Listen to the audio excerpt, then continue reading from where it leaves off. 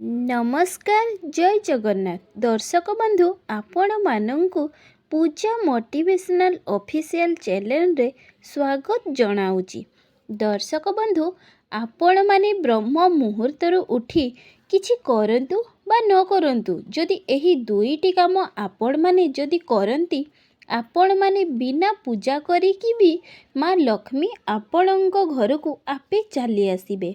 आपण न डाकिले भी माँ लक्ष्मी आपे आसिबे। कारण जा घरे सुख समृद्धि रहिथिबो, जा घरे माँकर आशीर्वाद रहिजिबो ताकू आउ कौन दरकार। एई दुनिया रे जेते भी गरीब असहाय व्यक्ति अछंती जदि थरेटिए एही उपाय करि दियंती तांको जीवन सुखमय होइजिबो। माँ लक्ष्मी कुबेर भंडार समान तांकू धन निश्चय देबे। प्रत्येक विवाहित महिला निहाती करिबा दरकार। घरे घरे अभाव लागी रहिछि, उन्नति होउ नाही, छुआ माने भल पाठ पढ़ु नाहांती, कम बयस रे देह खराब, कौनसी ना कौनसी रोग तांको जीवन को चली आसुछि।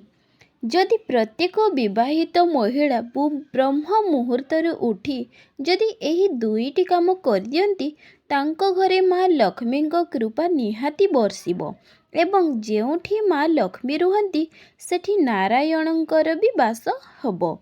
लक्ष्मी नारायणंकर आशीर्वाद जहा घरे रहिजिबो ताकू आउ कौन दरकार।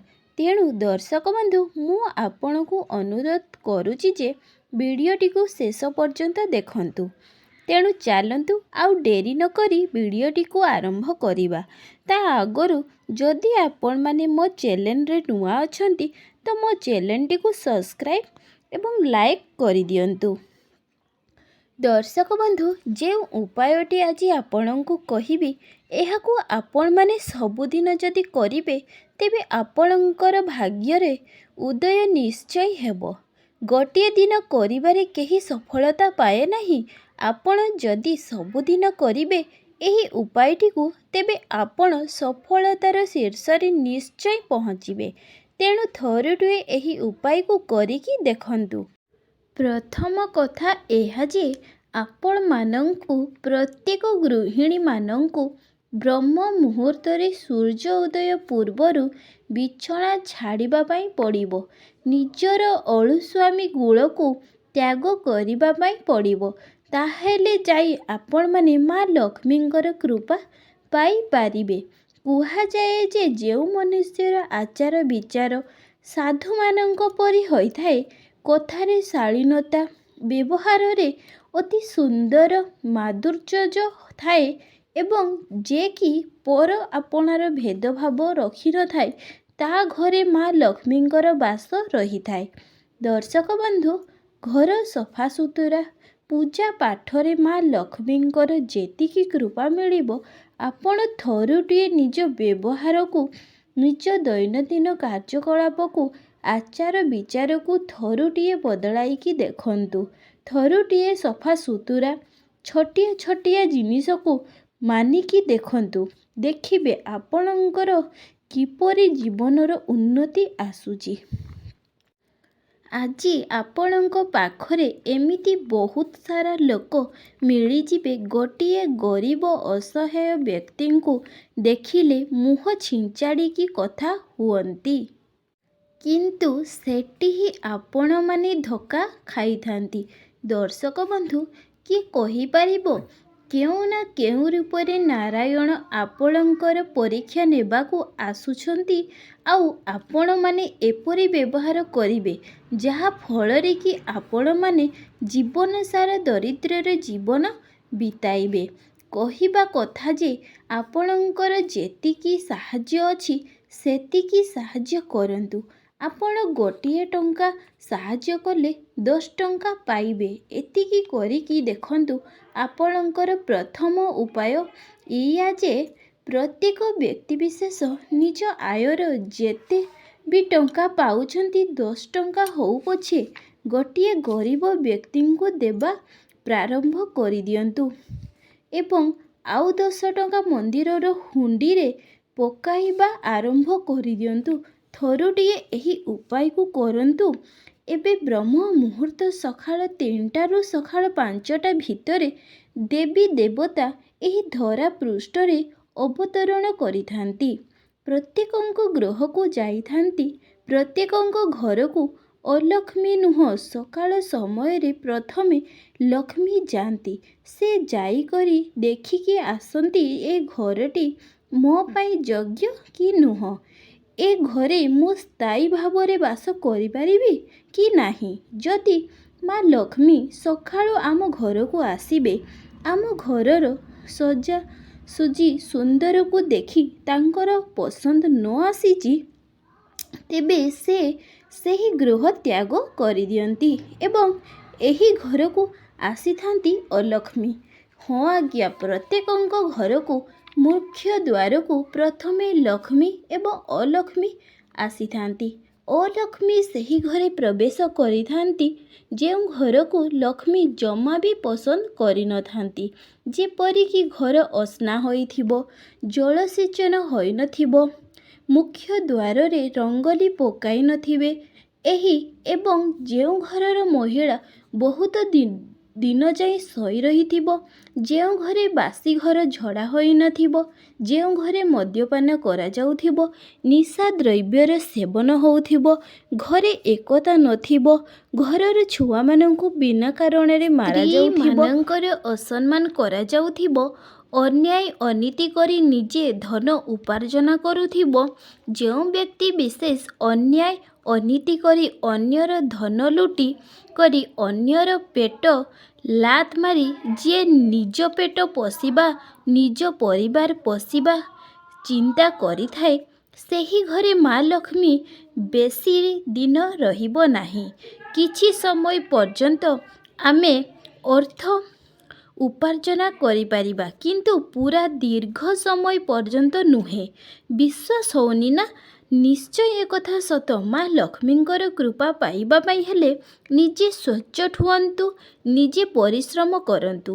ଦ୍ୱିତୀୟଟି, ଘରର ମୁଖ୍ୟ ଦ୍ୱାରରେ ପ୍ରଥମେ ପାଣି ସେଚନ କରନ୍ତୁ ଏବଂ ଘରର ଦ୍ୱାରକୁ ସଫା ସୁତୁରା ରଖନ୍ତୁ। ଘରର ମୁଖ୍ୟ ଦ୍ୱାର ସାମ୍ନାରେ କେବେ ବି ଜୋତା ଚପଲ ରଖନ୍ତୁ ନାହିଁ। ଜୋତା ଚପଲ ଆପଣମାନେ ରଖିବେ, ସକାଳୁ ଉଠୁ ଉଠୁ ଯେଉଁ ବ୍ୟକ୍ତି ଜୋତା ଚପଲକୁ ଦେଖିଥାଏ, ସେହି ବ୍ୟକ୍ତିର ଗରିବ କେବେ ବି ଘରୁ ଦୂର ହୋଇନଥାଏ। ତେଣୁ ମୁଖ୍ୟ ଦ୍ୱାର ସାମ୍ନାରେ କେବେ ବି ଜୋତା ଚପଲକୁ ରଖିବେ ନାହିଁ ଏବଂ ପ୍ରତ୍ୟେକ ଦିନ ମହିଳାମାନେ ବିଶେଷ କରି ଯେତେବେଳେ ନିଜ ମୁଖ୍ୟ ଦ୍ୱାରକୁ ସଫା କରିଦେବେ, ମା ଲକ୍ଷ୍ମୀଙ୍କର ପାଦପଦ୍ମ ସହିତ କିଛି ରଙ୍ଗୋଲି କରିଦିଅନ୍ତୁ। ଛୋଟିଆ ରଙ୍ଗୋଲି ହଉ ପଛେ ନିଶ୍ଚୟ କରନ୍ତୁ। ଏହି ଉପାୟଟି ଆପଣଙ୍କର ଜୀବନ ବଦଳାଇ ଦେବ। ରେଗୁଲାର କରନ୍ତୁ। ଧନଜନିତ ସମସ୍ୟାରେ ଯଦି ଆପଣମାନେ କଷ୍ଟ ପାଉଛନ୍ତି, ଏହି ଉପାୟଟି ଥରୁଟିଏ କରିକି ଦେଖନ୍ତୁ। ତା ସହିତ ମା ବୃନ୍ଦାବତୀଙ୍କର ପୂଜା ଏବଂ ଘରର ସଫାସୁତୁରା ସହିତ ଘରର ଦେବୀ ଦେବତାଙ୍କ ପୂଜା ନିୟମର ସହିତ କରନ୍ତୁ। ଘରର ପ୍ରତ୍ୟେକ ସଦସ୍ୟଙ୍କର ମନ ଚିନି ଖାଦ୍ୟ ଦିଅନ୍ତୁ। ଆଜି ଆଉ ଗୋଟିଏ କଥା, ଆପଣଙ୍କର ପୂଜାର ସମୟ ଅଛି, କିନ୍ତୁ ଘରେ ବହୁତ ଲୋକ ଭୋକିଲା ଅଛନ୍ତି। ଘରର ଲୋକମାନଙ୍କୁ ଭୋକିଲା ରଖି ଯଦି ଆପଣ ପୂଜା ପାଠରେ ଲାଗିବେ, ତେବେ ସେହି ପୂଜାକୁ ଈଶ୍ୱର ସ୍ୱୀକାର କରନ୍ତିନି। ପୂଜା ଲେଟ୍ ହଉ ପଛେ ପ୍ରଥମେ ଘର ଲୋକଙ୍କ କଥା ଦେଖନ୍ତୁ। ଆଜ୍ଞା ହଁ ଦର୍ଶକ ବନ୍ଧୁ, ଘରେ ଛୁଆ କାନ୍ଦୁଥିବ, ବୟସ୍କ ଶାଶୁ ଶ୍ୱଶୁର ଭୋକିଲା ଥିବେ, ଆପଣ ପୂଜାରେ ବ୍ୟସ୍ତ ଥିବେ, ଏହା କେତେ ଦୂର ଯଥାର୍ଥ ଲାଗୁଛି? ପ୍ରଥମେ ନିଜର ବାପା ମା, ନିଜ ଛୁଆମାନଙ୍କୁ, ନିଜ ସ୍ୱାମୀଙ୍କର ଉତ୍ତମ ଯତ୍ନ ନିଅନ୍ତୁ, ତାପରେ ପୂଜାରେ ଲାଗିବେ। କର୍ମ କରନ୍ତୁ, ଈଶ୍ୱର ଫଳ ନିଶ୍ଚୟ ଦେବେ। ଆଜି ହୁଏତ ଦୁଃଖର ଦିନ ଆସିପାରେ, କାଲି ସୁଖ ନିଶ୍ଚୟ ଭାଗ୍ୟରେ ଆସିବ। କର୍ମ କରନ୍ତୁ। ଚାକିରି ବାକିରି ସହିତ ଆପଣମାନେ ଯେଉଁ ଲକ୍ଷ୍ମୀ ପ୍ରତି ଭିଡ଼ିଓରେ ଆପଣମାନେ ଦେଖିଛନ୍ତି, ଥରୁଟିଏ କରିଦେବେ। ନିଶ୍ଚୟ ଆପଣଙ୍କର ଉଦୟ ହେବ। ଏବେ ବ୍ରହ୍ମ ମୁହୂର୍ତ୍ତରେ ଆଉ ଗୋଟିଏ କଥା ଯଦି ଆପଣମାନଙ୍କ ପାଖରେ ସମ୍ଭବ ହେଉଛି ସ୍ନାନ କରନ୍ତୁ। ବିଶେଷ କରି ବିବାହିତ ମହିଳାମାନେ ସକାଳ 8ଟା ପରେ ସ୍ନାନ କରି ତାଙ୍କ ସ୍ୱାମୀଙ୍କର ଅମଙ୍ଗଳ ହେବ ବୋଲି କୁହାଯାଏ। 6ଟା ପରେ ଶୋଇକରି ରୁହନ୍ତୁ ନାହିଁ ଏବଂ ମାସିକ ଧର୍ମ ସମୟରେ ସଫା ସୁତୁରା ରୁହନ୍ତୁ। ମହିଳାମାନେ ମାସିକ ଧର୍ମ ସମୟରେ କେବେ ବି ଗଛପତ୍ର ସ୍ପର୍ଶ କରିବେ ନାହିଁ। ଯଦି ଆପଣମାନେ ଗଛପତ୍ରକୁ ସ୍ପର୍ଶ କରିବେ ସେ ଯେଉଁ ଅଭିଶାପ ଦେବେ ଆପଣଙ୍କର ଜୀବନରେ ପଡ଼ିଯିବ, ଯାହାକି ସ୍ୱାମୀଙ୍କ ଉପରେ ହିଁ ପଡ଼ିବ। ଆପଣଙ୍କ ଘରକୁ ଦୁଃଖ ଦରିଦ୍ର ଆସିବ ଏବଂ ଆପଣଙ୍କ ଘରର ମୁଖ୍ୟ ଦ୍ୱାରରେ ସ୍ୱାସ୍ତିକ ଅଙ୍କନ କରନ୍ତୁ। ଘରର ମୁଖ୍ୟ ଦ୍ୱାରରେ ତୋରଣ ଲଗାନ୍ତୁ। ଘରର ମୁଖ୍ୟ ଦ୍ୱାର ଯେତେ ଆଟ୍ରାକ୍ଟିଭ୍ ହେବ, ଯେତେ ସୁନ୍ଦର ହେବ, ମା ଲକ୍ଷ୍ମୀଙ୍କର କୃପା ଆପଣଙ୍କ ଉପରକୁ ନିଶ୍ଚୟ ହେବ। ସିଏ ଆପଣଙ୍କ ଘରକୁ ଯେତେବେଳେ ଆସିବେ ସେତେବେଳେ ଘରର ମାହୋଲ ବଦଳିଯିବ। ମା ଲକ୍ଷ୍ମୀ ଆପଣଙ୍କ ଘରକୁ ଆସିଲେ ଆପଣମାନଙ୍କୁ କେଉଁ ସଂକେତ ଦେଇଥାନ୍ତି? ହଁ ଆଜ୍ଞା, ଭାଗ୍ୟ ଉଦୟ ହେବା ଆଗରୁ ଏହି ସଂକେତ ଦେଇଥାନ୍ତି। ମାଙ୍କର କୃପା ଆପଣଙ୍କ ଉପରେ ସବୁବେଳେ ରହିଥାଉ। ତେଣୁ ବ୍ରହ୍ମ ମୁହୂର୍ତ୍ତରୁ ଉଠି ଘରର ମୁଖ୍ୟ ଦ୍ୱାରରେ ପାଣି ସେଚନ କରିବା ଏବଂ ରଙ୍ଗୋଲି ପକାଇବାକୁ ଜମା ବି ଭୁଲନ୍ତୁ ନାହିଁ। ମୁଖ୍ୟ ଦ୍ୱାରକୁ ଯେତେ ଆଟ୍ରାକ୍ଟିଭ୍ କରିବେ ଏହା ସେତେ ସୁନ୍ଦର ହୋଇ ରହିବ। ମୁଖ୍ୟ ଦ୍ୱାର ସାମ୍ନାରେ କେବେ ବି କଣ୍ଟା ଜାତୀୟ ବୃକ୍ଷ ଲଗାଇବେ ନାହିଁ। ଦର୍ଶକ ବନ୍ଧୁ, ଆଜି ପାଇଁ ରହିଲି। ନମସ୍କାର। ଜୟ ଜଗନ୍ନାଥ।